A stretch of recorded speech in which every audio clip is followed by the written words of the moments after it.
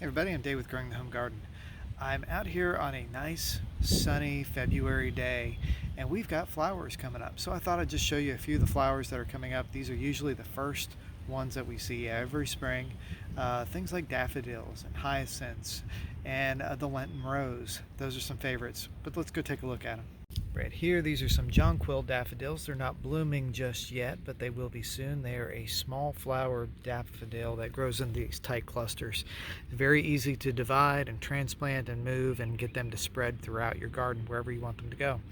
But they're really kind of a lower size. They probably won't get more than 8 to 10 inches or so tall, but they're a great one to have in the garden. If you see foliage like this, those are going to be hyacinths. You can check right down in there is where the flowers are going to start coming from. These are a little early yet. They have a more shady location than some other ones I have, so I think they come up a little bit later than the ones that are actually blooming. Over here, nestled in between a couple of viburnums, are some daffodils. You can see their bright yellow faces right there. They are like sunshine from the ground. So they come up all over the place, very easy to plant.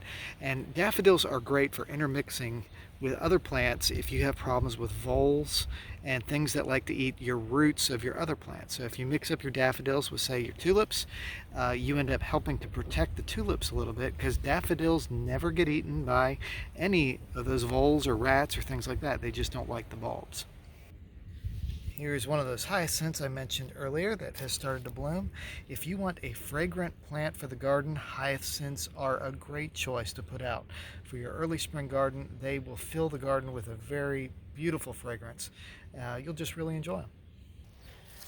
Over here are the hellebores, also called the Lenten Rose, and check out those beautiful flowers that they have. Hellebores have kind of a droopy flower that hangs downward like that. They are extremely tolerant of all kinds of conditions. Deer never touch them as far as I'm concerned, and even the frost. You can see all this dead foliage over here. I haven't cut it back, although I probably could at this point pretty easily, but the flower regenerated from the crown of the roots, and the new foliage is taking over, and it's just looking amazing. I've got several of those. They do self-sow, so if you get a couple of varieties of it, they will intermingle, and cross-pollinate with one another, and you can check that out. That is gorgeous.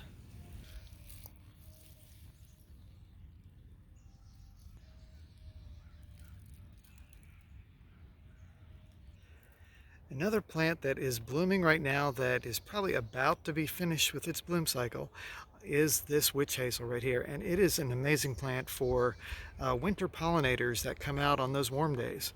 When the weather is warm and the bees are out, this tree is covered. It is also highly fragrant, and so it's great for your garden if you want another fragrant plant to put in. So there's a look at our early spring bloomers here in Tennessee. It's very normal to see daffodils and hyacinths and stuff like that popping up this time of year. We get these nice warm days in the middle of winter that are just perfect for gardening, perfect for flowers to come out. And then we get these cold spells that happen later. And usually it isn't that big of a deal for these type of flowers because they're used to it. So we've got a lot coming up. We've got a huge garden transition happening for our family, that we're going to be moving from this property to another one that the house is under construction. So that's going to cause a lot of differences in how I would normally garden. In fact, this year I may have to go completely in containers for the vegetable garden, just because of the location is kind of trampled with a lot of trucks and things right now. So we'll have to see how that all plays out, but I hope you'll tune in and subscribe and follow along to see how we do this and what we start getting into when we're over on our new property. So thanks for watching. I'm Dave with Growing the Home Garden. Have a good one.